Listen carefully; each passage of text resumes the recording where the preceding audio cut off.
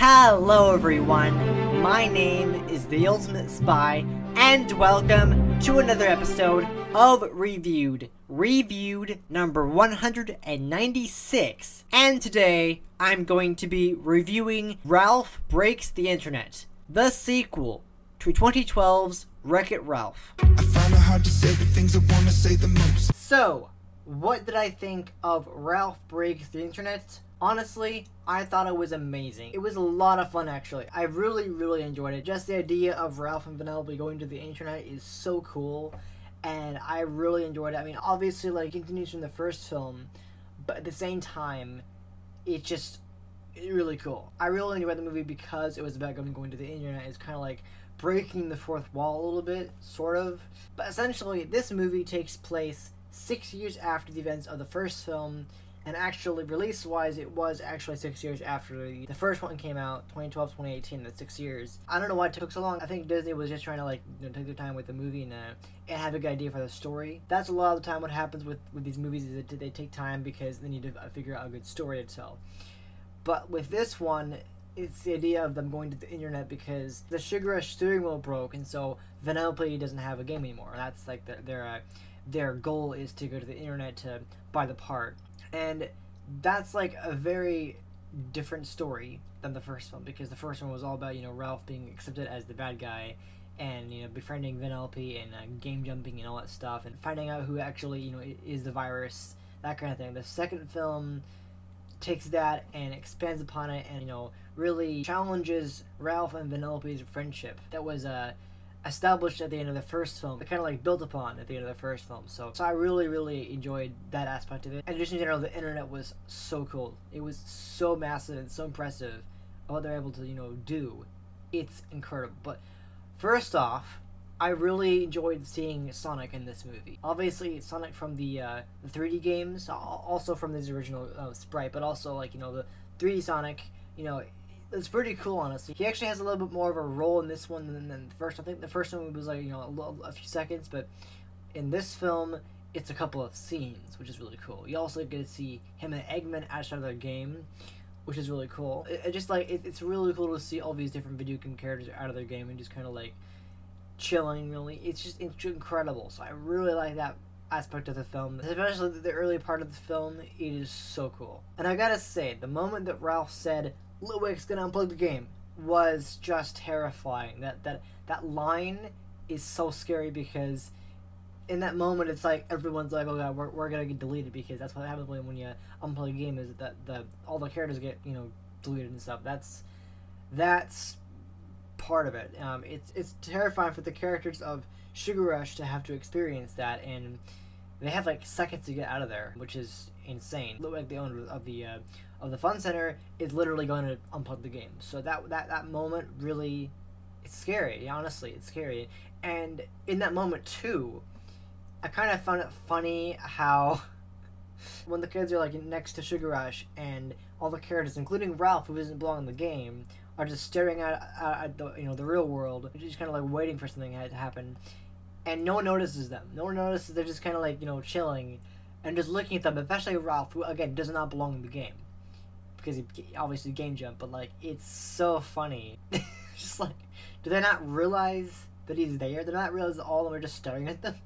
It's kind of like, huh, I thought they would have noticed by now, And when Felix shows up at Tapper's instead of Vanellope, because Vanellope just lost her game, apparently he drinks root beer now, but he doesn't like it, because he's like, he just kind of, he essentially like, almost spits it out because he doesn't like root beer, apparently. I mean, who doesn't like root beer? But like at the same time, like it's clear he doesn't like it, but at the same time he's like, I'm gonna drink root beer anyways. It's like, I didn't understand that. Like, it's weird. I mean, considering what he's had to go through.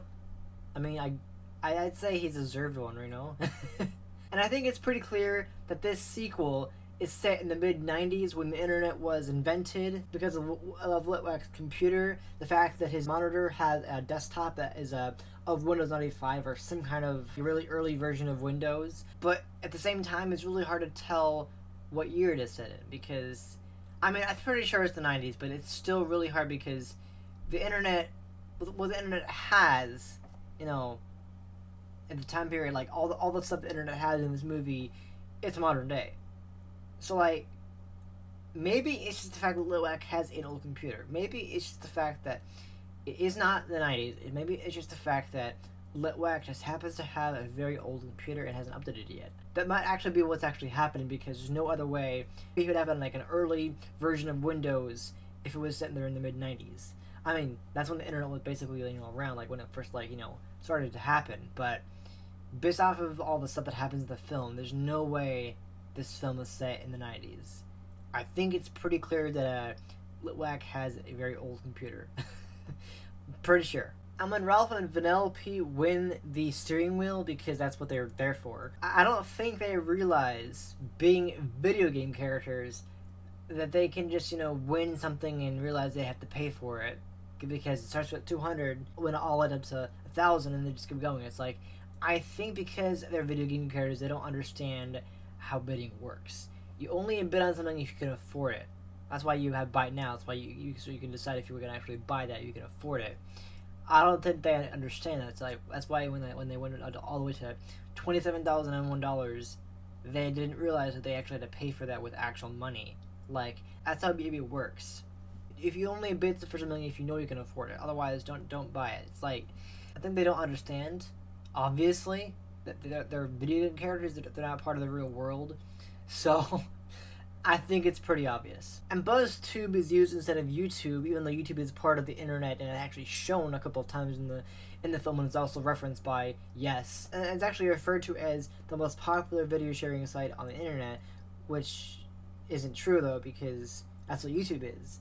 So it's like, it's so weird how they did that, but it's like, also, BuzzTube is also used as the site that Ralph uses to make his videos for the internet, so he can make money, so he can pay for the steering wheel. So it's just like, it's crazy. I kind of wonder why they did that.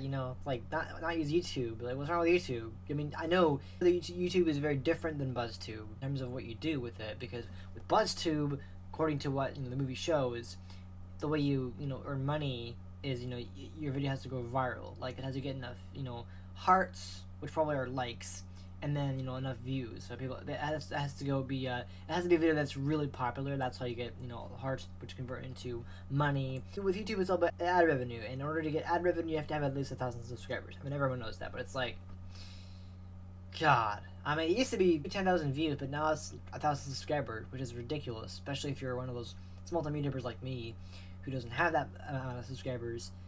That's the biggest difference between BuzzTube and YouTube, is that YouTube is, they have a rule about getting money. But BuzzTube is like, yeah, your video happens to go viral, it happens to be really popular, people watch enough times that they hard enough, money time. Very much so. That's very accurate. And one thing I was confused about is, after Shank's friend uses her phone to make Ralph's first video, how does Ralph then make more videos after that? Like, how does he do that? Like he doesn't have access to any kind of video camera or anything like that. Like, that's one thing I didn't understand, is how Ralph has access to a video device, like a recording device. Like, there's no way. I don't understand that. I was very confused about it. Like, no one gave him a phone, so how did he do it? Like, how did he make it? Because he only was able to make the first video because someone had their phone on them. So I don't understand that. I was very confused about that. It didn't make any sense. Like, how does he have the ability to make all these videos? He doesn't have any way to record himself. I didn't understand that. Okay, so the references. Oh my god. Damn, there's a lot of references in this movie. Like, everything Disney owns, pretty much. Okay, so there was some Star Wars references, obviously. Obviously, when Vanellope visits Oh My Disney, there's a lot of Star Wars references. I mean, there's like references for everything that Disney owns now, but specifically Star Wars. There was actually some Star Wars references before Vanellope visits Oh My Disney. Actually, before they even go to the internet. In Litwack's office, there's actually a picture of Yoda and Chewbacca. That's so cool. Like, it's really cool that they do that. I mean, obviously, it's kind of like our fourth wall break, this whole, internet thing and going to Oh My Disney, because it's a Disney movie. It's really cool, but, like, still, it's really cool. You also have one of the office workers in the real world who's one of the first people to watch Ralph's video, where he's a goat, and he actually has an R2-D2 tie, so it's really cool. So those are only a couple of the Easter eggs that I found in the film before we get to Oh My Disney, where everything Disney owns, including Disney itself as a company, in terms of their animated features, we actually get to see. So, good grief, I have a list for you. Okay, let's get through it. Okay, so when Vanellope first enters Oh My Disney, you have the castle, and then you have Let Go, because they can. Although, the Let It Go they have is not by the original singer. Idina Menzel does not sing it. Pretty sure it's Let It Go from the Frozen ending, like the credits from that movie, that version of it, I think. Because it's not by Idina Menzel, but like, basically like a pop version of that, essentially. But like, oh my god. Disney, in this particular scene, just like, all the stuff Disney owns, boom, you have Iron Man representing Marvel, you have TIE Fighters representing Star Wars, you have Pixar and Disney Animation, you have The Muppet Show, which is actually kind of cool. Like, some people don't really remember that as being a Disney property, but it is. It's just like, it's not really a company, more like a, you know, a series of films that Disney owns, you know, the rights to, which is cool. That's always nice to have. But then you have all these character Easter eggs and appearances. So you have, from Walt Disney Animation, you have Dumbo from Dumbo, obviously, Baymax, Hero, and Honey Lemon from Big Hero 6. It's really hard to see them. I think Hero is just like on a poster, but the other two are actually like, you know, characters that are in that area of the internet. And then you also have Eeyore, who just kind of shows up randomly. I know that the Winnie the Pooh section is around, but I don't think there was any actual, like, you know, other characters in that franchise besides Eeyore that were actually showed up and made an appearance. We also have Nick from Zootopia, Nick Wilde, he's the fox. He makes an appearance. You also have Grumpy from Snow White and the Seven Dwarfs, first ever Walt Disney animated feature film. You also have the chicken from Moana. I can't remember his name. He's just Chicken. Peter Pan's shadow. I thought it was actually Peter Pan just behind a curtain, but no, it's actually Peter Pan's shadow. It's crazy. You also have Tinkerbell from the same movie, so both characters. And then you have Star Wars. You have R2-D2, obviously, C-3PO, and this is cool because Anthony Daniels actually comes back for a brief voice cameo, which is actually really cool. From Pixar, you have Eve from WALL-E, you have Buzz and Woody from Toy Story, although they're really on like the, you know, a poster, although Buzz actually makes an appearance in physical form. That I didn't understand. Ugh, it's confusing. I'll get to that in a bit. Arlo from The Gun of Dinosaur, I never really was much into that film. Probably the most underrated Pixar film. I wasn't a big fan of that film. I don't know, it just wasn't really my cup of tea. It was good, but it was meh. From The Muppet Show, you have Kermit and Beaker, who are just basically like, you know, these giant heads, essentially, you know, just kind of represent.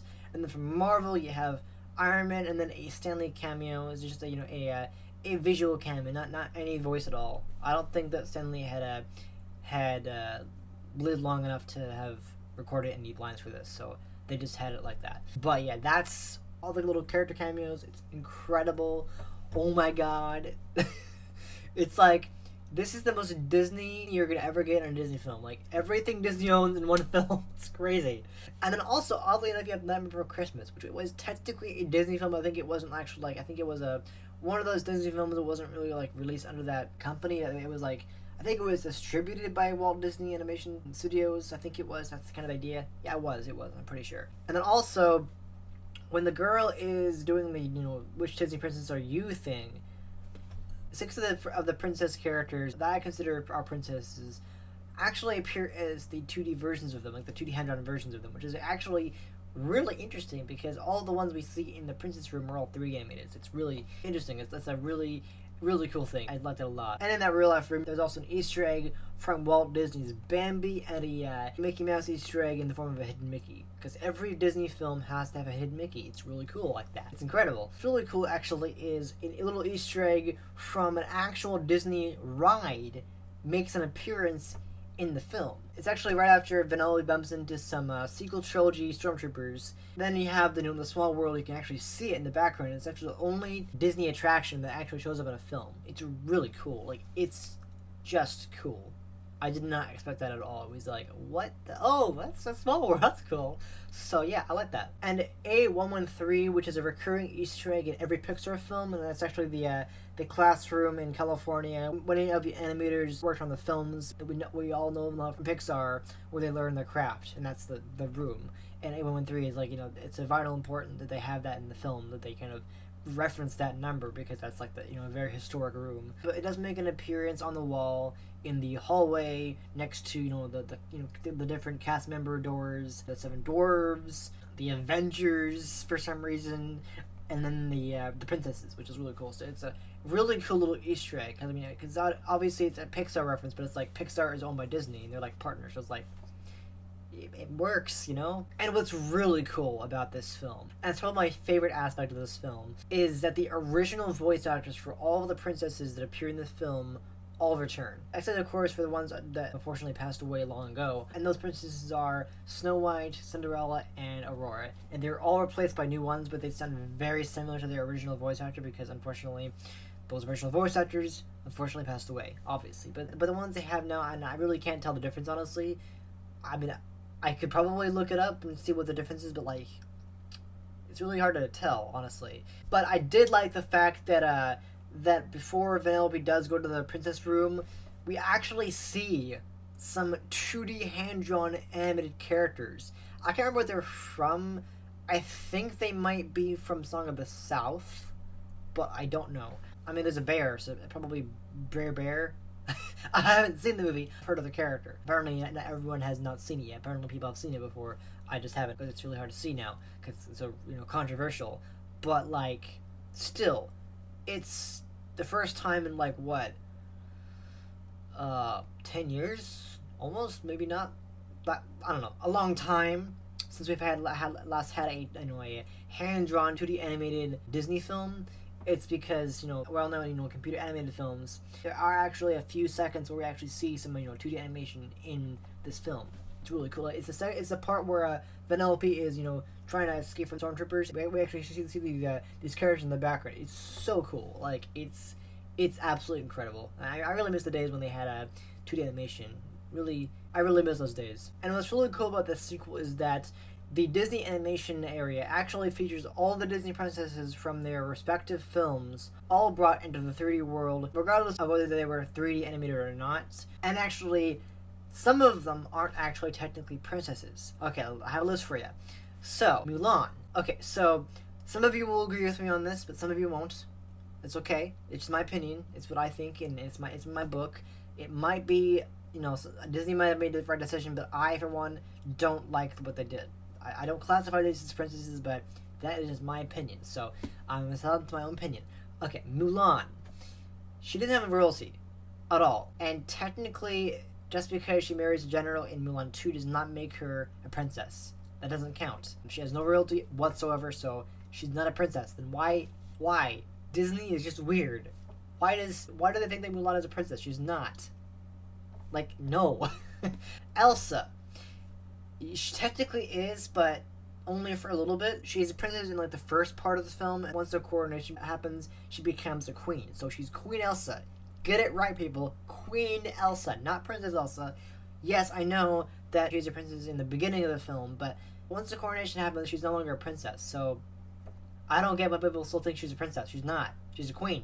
There's a bit of a difference right there. Moana. Okay, so in that film, she actually says she's not a princess. Then I know Maui says she's a princess, technically, because, you know, he describes it. You know, if you have an animal friend and you wear a dress, you're a princess. But that doesn't count. And yeah, I know she's the daughter of the chief, but that doesn't make her princess. I mean, technically, yes. On a technical standpoint, you know, it's a version of royalty, but I just don't. I don't buy it. In my world, it's different. In my world, I have a different perspective on it. I just never imagined that. I just never wrap my brain around that. I can't see it, so I know it might be different in other people's, you know, worlds, but in my world, I just can't see it. So she's not a princess. Pocahontas. Okay, yeah, no. Sorry, no. Just because she's the daughter of the chief does not make her a princess. She has no royalty at all. So just like Mulan and Moana, she has no royalty. So yeah, even if she's the daughter of the chief, she does not count, at least in my world, so sorry. And that just leaves the following characters as actual princesses, either by royalty or by marrying a prince, and that is Belle, Cinderella, Aurora, Merida, Anna, Rapunzel, Ariel, Jasmine, Snow White, and Tiana. That's what, 1, 2, 3, 4, 5, 6, 7, 8, 9, 10 princesses, so those are all the ones I count. Sorry. I'm sorry if you have a different opinion about that, but that is what I consider a princess.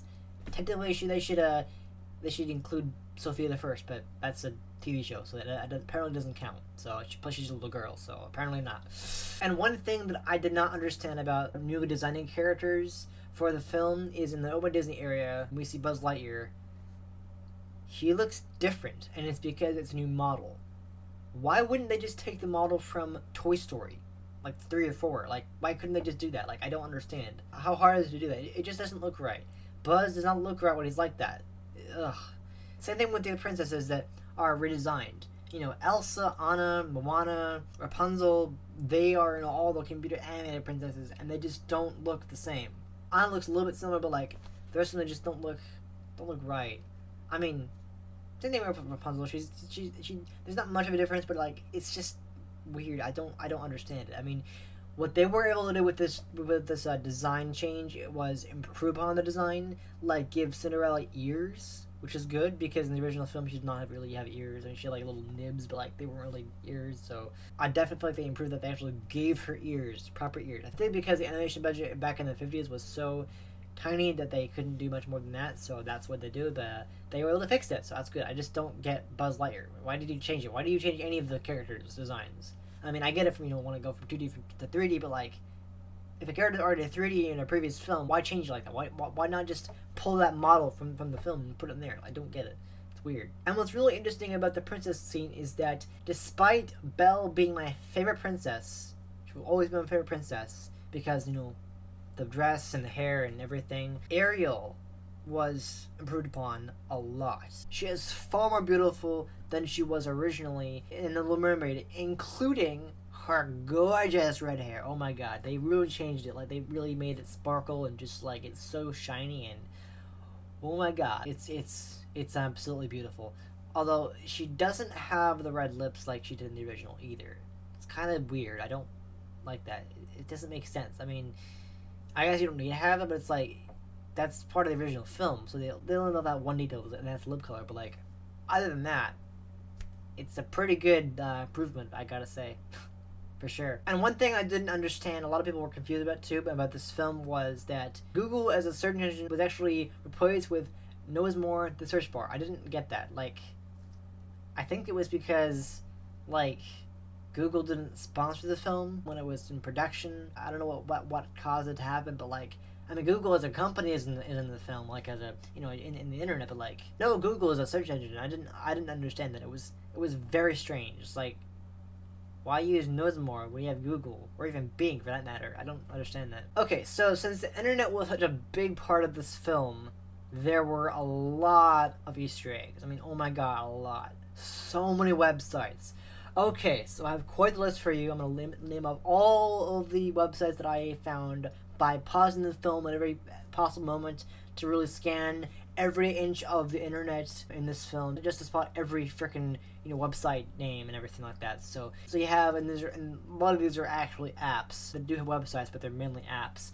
So you have Snapchat, Amazon, eBay, of course, Fandango, YouTube, IMDb, National Geographic, Google, iCann's Cheeseburger, that kind of surprised me actually, Facebook, yep, Bing, Disney, MySpace, who uses MySpace anymore, Kickstarter, Epic Fails, Twitter, PayPal, Pinterest, which actually has some lamps that look like pins and a giant pin too, and then Instagram and Tumblr. I mean, Tumblr was just name dropped, but like, Instagram was there too. I imagine Tumblr's there somewhere in the internet. It doesn't make an appearance, but yeah, those are all of them. I mean, there's probably more than I missed because everything was going so fast, but like, it's still really cool to see everything, because I feel like what this film does is, like I said earlier, breaks the fourth wall a lot because of the idea of the internet.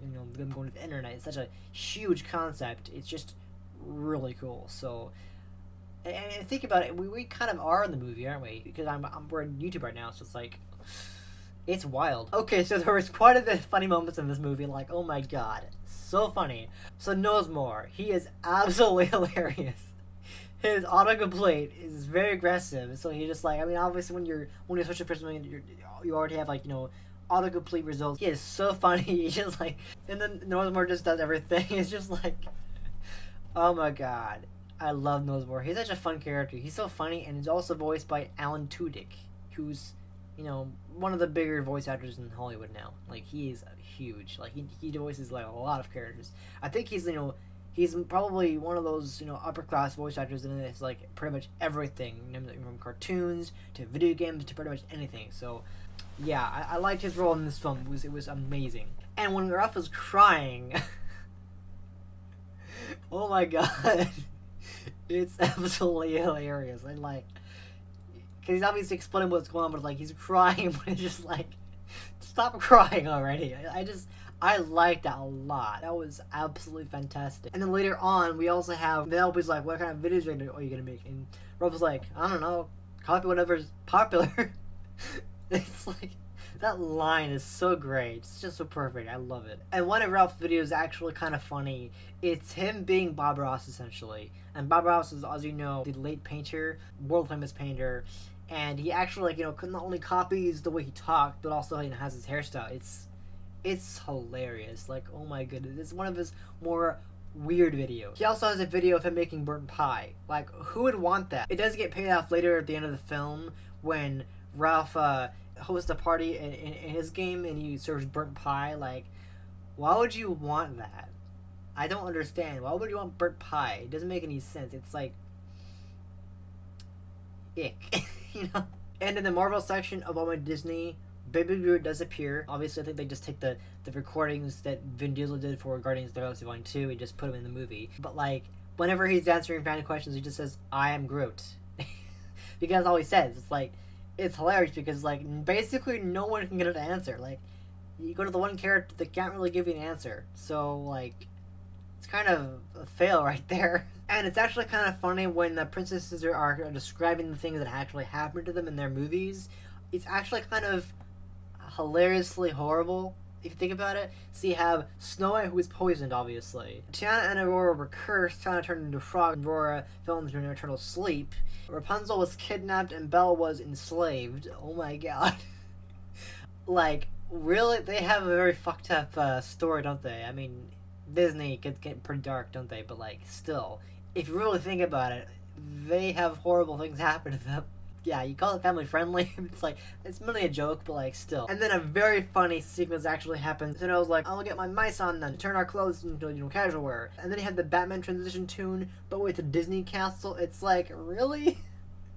It's so good. I just love it. And then when Merida finally talks, she talks in Scottish, and it's hilarious because you have no idea what she's talking about because she's a Pixar character, which actually Anna makes a reference to because, you know, she's obviously not from the Disney animation studio, she's actually from the Pixar animation studio, so it's like they're different animation studios, but Disney still owns them, so it's like, it's really funny because they can't understand what she's saying. But then in the trailer, she actually, you know, tells a story of what happened to her mother in a very heavy, very thick Scottish accent because obviously Merida is from Scotland.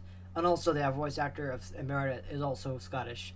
But, like, it's still, basically, she just, you know, describes what happened to her mother. You know, she had a cake, you gave it to her mother, her mother turned to a bear, her father got involved, it got to a mess, yeah. But yeah, basically, she's just, you know, saying, you know, I hope to see you again, basically. That's kind of the idea. She doesn't really have a lot of lines at all. I think each character in the Princess Room has, like, you know, their own share of lines, but, like, Merida only has, like, one line, so it's kind of unfortunate like that, but still. And an absolutely hilarious scene at the very end of the film. Actually, I think this is in the trailer. They're in the trailer for I think one of the first trailers for the film is the bunny and the cat. The cat gets the milkshake and the bunny gets the pancakes. And then, like, you know, when the bunny had its fill of pancakes, Vanellope brings in more pancakes, and the bunny's like, and then Vanellope's like, okay, yeah, Mom wanted to start feeding the cat, and he's like, no, the cat gets the milkshake, the bunny gets the pancakes, and he just feeds it, and then the bunny explodes, and the little girl watching the game just, like, screams. It's absolutely hilarious. And also, the end of the film is incredible because the little girl, she looks exactly like a baby Moana. And I think that was a coincidence because her name was actually Mo, which is her from Moana. So that might be just a coincidence, but it's like, maybe it's a Moana from an alternate reality where, you know, she's in the modern day society. I don't know. Obviously, it's the same model as a young Moana, but still, it's so cool. Yeah, I really enjoyed that. She also kind of breaks the fourth wall by, you know, talking about the trailer. A scene from the trailer was on the movie. Accurate. very accurate because they actually really paid off in the end credit scene. It's fantastic. And the last reference I actually found in the movie was actually really difficult to spot. Actually, is when Vanellope and Ralph go to eBay and they're looking through all the stuff, and behind them, because they're bidding on the steering wheel, behind them is actually the cast iron frying pan from Tangled, which actually that does make an appearance in Rapunzel's hands when she's defending herself from Vanellope. Obviously, because everyone thinks she's a threat. Still, it's really cool little Disney Easter egg. Like, I didn't really think about it after I watched it, but that's actually, from Tangled. It's like, why would there be a frying pan? Why would people want to sell a frying pan? Oh yeah, because it's from Tangled, so there you go. And since BuzzTube is the main video sharing site in this film, YouTube doesn't get a lot of attention, but it does get some name drops and also some, visual references. We actually get some YouTuber cameos, actually. One of them is actually Miranda Sings. I don't really know much about her. I've heard of her, but I don't follow her. I haven't really been into her. I'm aware of who she is. I just don't really know her that well, like, at all. So I recognize her. That's the thing, but I don't really know anything about her. Not really my cup of tea, but still, I do know who she is and I do recognize her. So that was cool. We also had I Has Cupquake, Tiffany. Apparently that's her real name.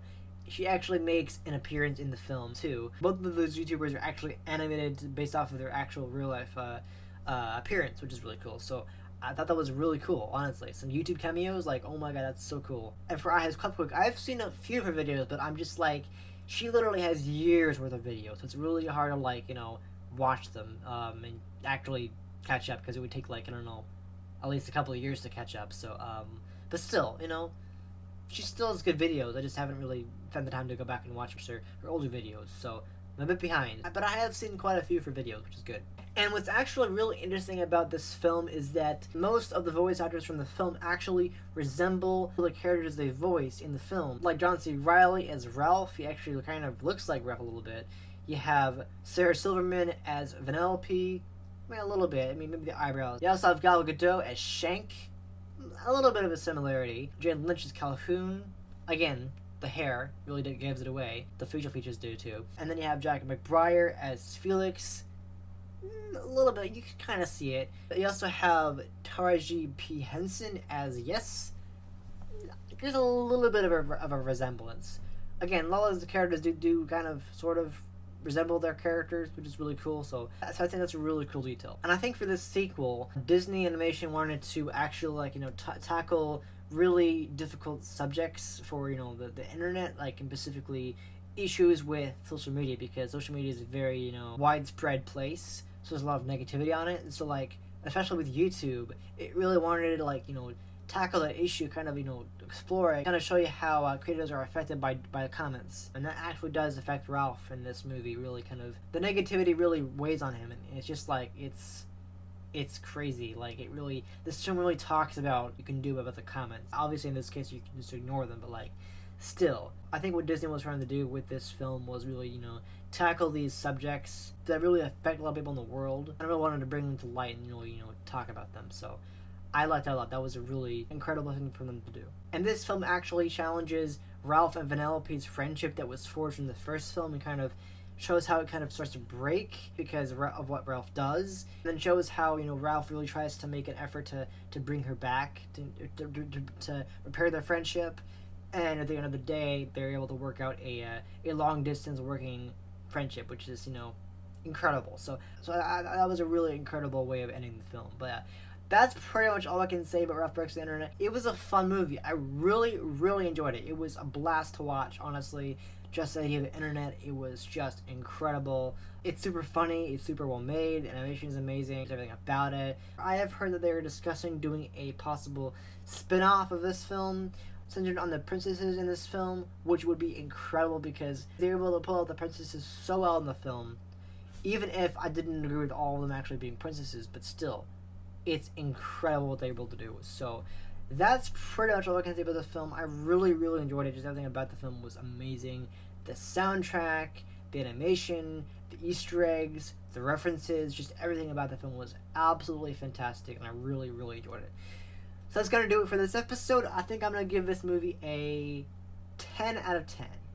I really had no issues with it, really, at all. It was just fun. It was just really fun, really enjoyable, honestly, and I really had a good time watching it. So that's pretty much all I can say tonight, and I'm going to leave this episode here, and that's all that I'm going to say.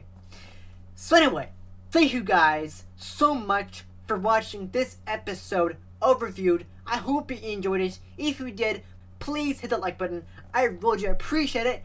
And if you are new to this channel, subscribe for more episodes of this series. And if you haven't already, make sure to subscribe to my second channel where I do reaction videos. The link will be in the description. Also, make sure to click that bell to enable alerts so you don't miss any of my uploads. And I'll be back next week with another episode. Alright? See ya.